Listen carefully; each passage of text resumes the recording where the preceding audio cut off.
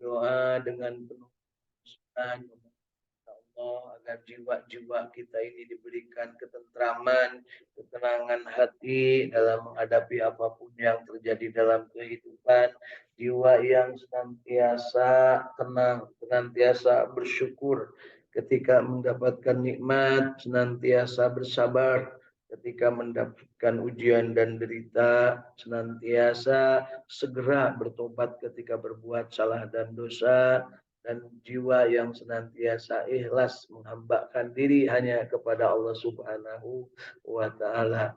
Mudah-mudahan jiwa-jiwa kita ini juga disenangkan untuk bersilaturahim, menjalin kebersamaan, menjalin silaturahim dengan siapapun, kapanpun, dimanapun, dalam keadaan apapun, dengan memanfaatkan potensi diri dan kompetensi yang dimiliki oleh kita masing-masing, dan menjadikan diri kita dari apa yang kita lakukan dalam silaturahim ini. Allah Subhanahu wa taala memberikan kemudahan dalam mencari ilmu yang yang bermanfaat, dalam mendapatkan harta, mendapatkan nafkah, mendapatkan rezeki yang halal dan baik.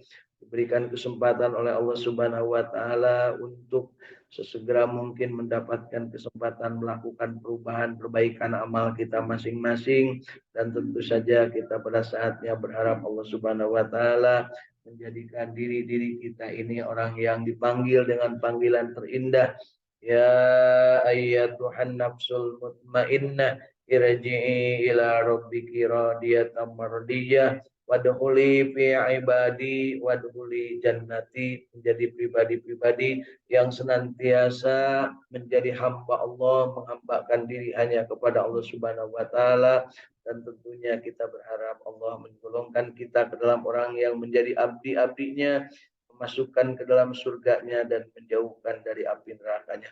Allahumma salli ala sayyidina Muhammad wa ala ali sayyidina Muhammad. Allahumma inna nas'aluka ilman nafi'an. Allahumma inna nas'aluka rizqan thayyiban.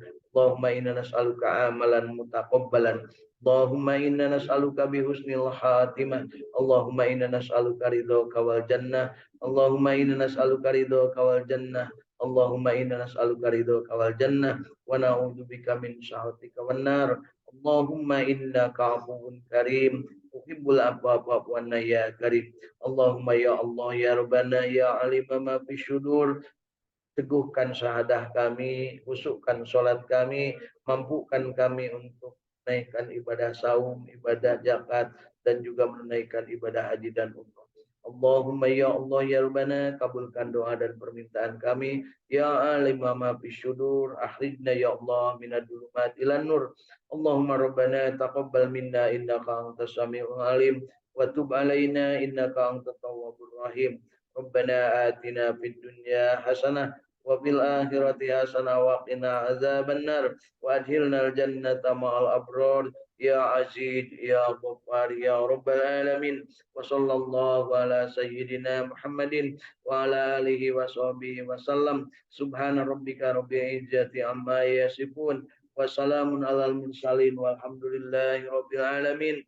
Nas'alukal ijabah bil barakah al-Fatihah. أعوذ بالله من الشيطان الرجيم بسم الله الرحمن الرحيم الحمد لله رب العالمين الرحمن الرحيم مالك يوم الدين إياك نعبد وإياك نستعين اهدنا الصراط المستقيم صراط الذين أنعمت عليهم غير المغضوب عليهم ولا الضالين آمين.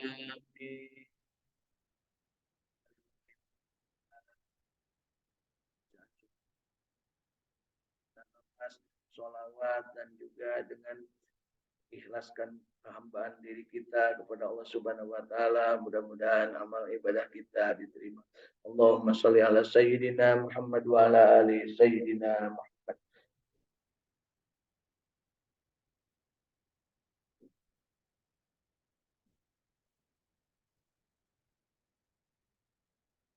Alhamdulillahirabbil alamin. Bapak Ibu masih hidup? Alhamdulillahilladzi ahyana ba'dama amatana wa ilaihin nusyur.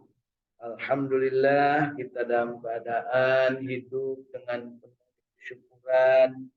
Mudah-mudahan kita dijadikan oleh Allah Subhanahu wa taala abdinya sebagaimana yang Allah Subhanahu wa taala inginkan ketika kita diciptakan, yaitu untuk menjadi abdinya Allah Subhanahu wa taala, supaya menghambakan diri hanya kepada Allah Subhanahu wa taala. Kemudian ketika kita menghambakan diri, kita tekadkan iyyaka na'budu wa iyyaka nasta'in, hanya kepada Engkaulah ya Allah kami menyembah, dan hanya kepada Engkaulah ya Allah kami mohon pertolongan. Ketika menyembah dan memohon pertolongan, diberikan cara menyembah, cara memohon pertolongan. Cara menyembah sangat jelas diberikan contohnya melalui Rasulullah Nabi Muhammad SAW untuk menjalankan ihdinas syiratal mustaqim, yaitu jalan yang lurus, jalan Islam, jalan yang diridhoi Allah Subhanahu wa taala, dan contoh itu diberikan oleh Rasulullah Shallallahu alaihi wasallam, dan beliau menegaskan kepada kita khairun nas anfa'uhum linnas, bahwa sebaik-baik manusia ciptaan Allah ini adalah yang paling banyak kepada ciptaan Allah yang lainnya atau kepada sesama manusia, paling banyak manfaatnya. Dan tentunya untuk bisa banyak manfaat, Rasul juga menegaskan khairun nas man tala umuruhu wa hasuna amalu, yaitu manusia yang panjang umurnya dan banyak amal solehnya. Dan amal yang soleh khairukum man ta'allamal Qur'an, sebaik-baik di antara kalian adalah yang belajar Al-Qur'an dan mengajarkannya. Mudah-mudahan hari ini termasuk yang digolongkan manusia yang bermanfaat, manusia yang belajar Al-Quran, dan manusia yang bertekad, berkeinginan, berupaya semaksimal mungkin untuk mampu mengajarkan Al-Quran. Dari mulai belajar sampai mengajarkan ada tahapan istimewa yang tidak mungkin tidak harus selalu dilalui. Yang pertama yaitu membacanya berdasarkan keyakinan yang penuh bahwa Al-Quran ini adalah firman-firman Allah Subhanahu wa ta'ala. Tidak ada keraguan di dalamnya sedikit pun, dan tidak ada kesalahan dalam Al-Quran. Hudal linnas wa bayyinatin minal huda wal furqan, inna nahnu nazzalna dzikra wa inna lahu lahafidun. Akulah ya Allah, akulah kata Allah yang menurunkan Al-Quran, dan akulah kata Allah yang memeliharanya. Artinya Al-Quran terpelihara keotentikannya, keasliannya sampai dengan akhir zaman. Karena yang menurunkan adalah Allah, yang memeliharanya Allah, dan pasti Allah jugalah yang akan menjadikan jaminan bagi manusia yang mau mempelajarinya dengan penuh keyakinan bahwa Al-Quran itu adalah benar. Dan kita baca dengan penuh keyakinan, mudah-mudahan kita mendapatkan pemahaman yang benar dari Al-Quran. Dan setelah kita paham, kita laksanakan, kita amalkan. Untuk selanjutnya, amal ini jangan sekedar amal, tapi harus sampai menjadi nikmat. Disuruh sholat, ya, sebagai amalan dari Al-Quran untuk memohon pertolongan kepada Allah Subhanahu wa ta'ala. Inna sholata tanha anil fahsya'i wal munkar. Sholat itu mampu mencegah perbuatan keji dan munkar. Sholat yang bagaimana? Nah, sholat yang dipahami dengan benar, sholat yang diamalkan, dan sholat yang dinikmati. Kemudian kita juga tahu bahwa Allah Subhanahu wa taala memberikan pedoman ketika kita mau memohon pertolongan kepada Allah, ista'inu bis-sabri was-salat. Mohonlah pertolongan kepada Allah dengan sabar dan salat. Salam sabar dalam artian sempit bisa diartikan juga sebagai saum, pengendalian diri terhadap apa yang menjadi fenomena alam bagi diri kita. Dengan sabar dan salat, maka kita diharapkan akan mampu meraih pertolongan Allah Subhanahu wa ta'ala di dunia dan juga di akhirat. Sabar dan sholat dicontohkan oleh Rasulullah Nabi Muhammad SAW. Kemudian beliau juga mencontohkan untuk bersabar dengan jiwa dengan cara saum dan mencontohkan kesabaran dengan harta dengan cara menginfakkan apa yang kita miliki baik dengan sedekah, zakat ataupun dengan ibadah-ibadah lain berupa pemanfaatan harta di jalan Allah Subhanahu wa taala. Juga kita ketika melaksanakan sabar dan sholat ini, insya Allah diberikan kemampuan istiqomah untuk menunaikan ibadah haji ke Baitullah. Dan kita juga diberikan kesempatan untuk berkunjung ke tempat bersejarah terutama ke makam Rasulullah Nabi Muhammad SAW di kota Madinah Al Munawwarah dan juga ke tempat-tempat bersejarah lainnya yang penuh berkah di sekitaran Masjidil Aqsa di Palestina. Insya Allah. Alhamdulillah yang hadir di Saum Tahfidz Al-Quran hari ini dalam keadaan dingin di kota Bandung ya, di Saum Tahfidz Al-Quran Al-Ikhlas Sukamiskin kota Bandung. Dingin karena sampai tadi malam masih ada gerimis-gerimis mengundang ya. Masya Allah, dari gerimis dan dari hujan lebat. Kemarin saya lewat satu tempat namanya Cisalak ya, Cisalak Subang ya. Kemudian lewat di situ sekitar jam 2-an, belum hujan, di tengah jalan kemudian hujan dan baru nyampe ke sini ternyata kawan saya ngabarin bahwa daerah tersebut, daerah Kasomalang, banjir bandang ya, Masya Allah akibat longsor. Mudah-mudahan tidak menimbulkan bencana yang merugikan. Tapi yang jelas balong-balong pada jebol Bu di situ. Ya, kemudian pabrik air minum mineral namanya Aqua, konon kabarnya tersendat, artinya ada kena musibahnya. Nah, kita di sini alhamdulillah sehat walafiat, dan yang di dunia maya sana alhamdulillah bahagia istiqomah berjamaah meskipun lewat dunia maya sana, lewat alat, lewat teknologi digital kita bisa berjamaah, kita bisa berbahagia dan kita istiqomah. Alhamdulillah ada Teh Riz dari Bandung bersama keluarga, ada Teh Dewi juga dari Bandung bersama keluarga, ada Teh Apis dari Ranca Ekek bersama keluarga, ada Kang Ahmad Widiadi dari Bandung bersama keluarga juga, ada Teh Irin dari Cirebon bersama keluarga, kemudian ada Bang Ihsan ya, Bang Muhammad Ihsan dari Surabaya bersama keluarga. Alhamdulillah semuanya dalam keadaan baik dan insya Allah kita juga berharap kebaikan ini terus diberikan Allah Subhanahu wa taala berupa rahmatnya, dan tentu kita berhindar dari hal-hal yang akan menimbulkan kemurkaan Allah Subhanahu wa taala. Yuk hari ini kita tambahkan kesyukuran kita dengan menambahkan perbendaharaan bacaan Al-Qur'an kita, dan yang akan kita baca hari ini 3 ayat dari surat Al-Baqarah. 3 ayat yaitu mulai ayat 129, 229 gitu, itu ringan untuk bejaan. 229, kemudian 230 dan 231. Kok cuma 3 ayat? Nah, 3 ayat ini berat ya, terutama ketika kita menjelaskan dan ketika kita memahami situasinya. Ayat-ayat muamalah, munakahat tentang pernikahan ya. Ini ayat yang perlu mendapat perhatian karena saya termasuk yang sering mendapatkan kondisi atau keadaan ataupun keluhan atau disuruh ikut menyelesaikan, memberikan solusi tentang 3 ayat ini, tentang kejadian dari 3 ayat ini. Yuk kita sama-sama mulai ayat 229. A'udzu billahi minasy syaithanir rajim.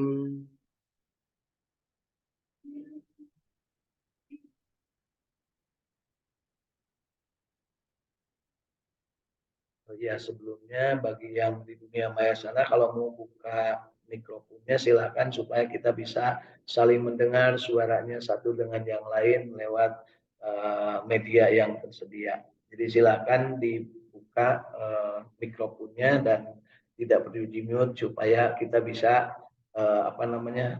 tahu dan kita juga bisa saling memberikan masukan. Bismillahirrahmanirrahim.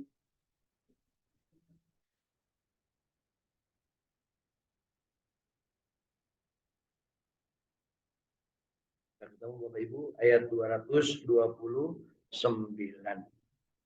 At-talaqu marratan.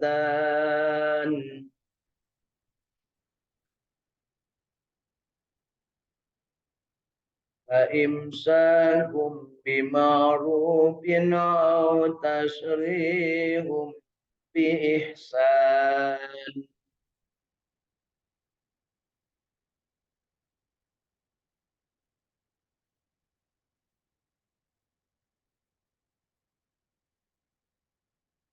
ولا تهل لكم أن تأخذوا مما آتيتم شيئا إلا أن يخافا أن لا يحدود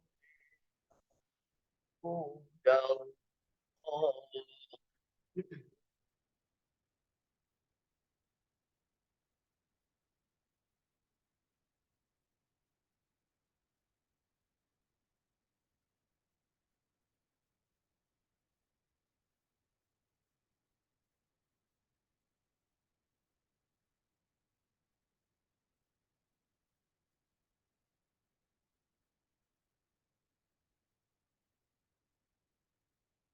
فإن هبتم ألا يقيما حدود الله فلا جناح عليهما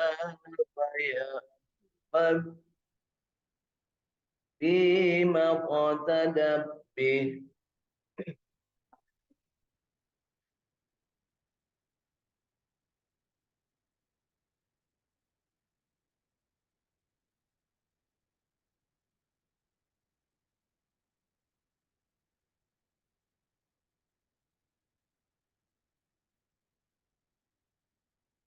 Tilka hududullahi fala ta'taduha.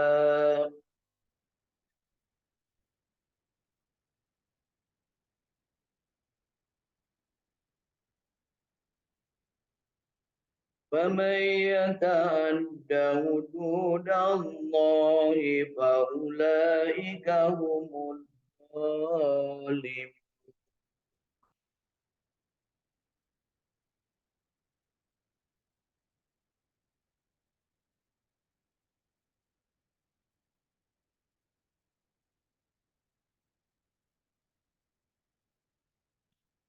Tolak yang dapat dirujuk itu dua kali.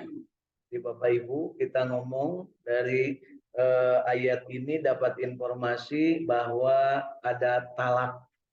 Satu-satunya barang halal yang diciptakan Allah dan yang tidak Allah sukai adalah talak. Cuma satu barang yang halal tapi tidak disukai. Ya, namanya talak. Ya. Talak yang dapat dirujuk itu dua kali. Setelah itu boleh rujuk lagi dengan cara yang ma'ruf atau menceraikan dengan cara yang baik. Tidak halal bagi kamu mengambil kembali sesuatu dari yang telah kamu berikan kepada mereka, kecuali kalau keduanya khawatir tidak akan dapat menjalankan hukum-hukum Allah. Jika kamu khawatir bahwa keduanya, yaitu suami istri, tidak dapat menjalankan hukum-hukum Allah, maka tidak ada dosa atas keduanya tentang bayaran yang diberikan oleh istri untuk menebus dirinya. Itulah hukum-hukum Allah, maka janganlah kamu melanggarnya. Barang siapa yang melanggar hukum-hukum Allah, mereka itulah orang-orang yang zalim.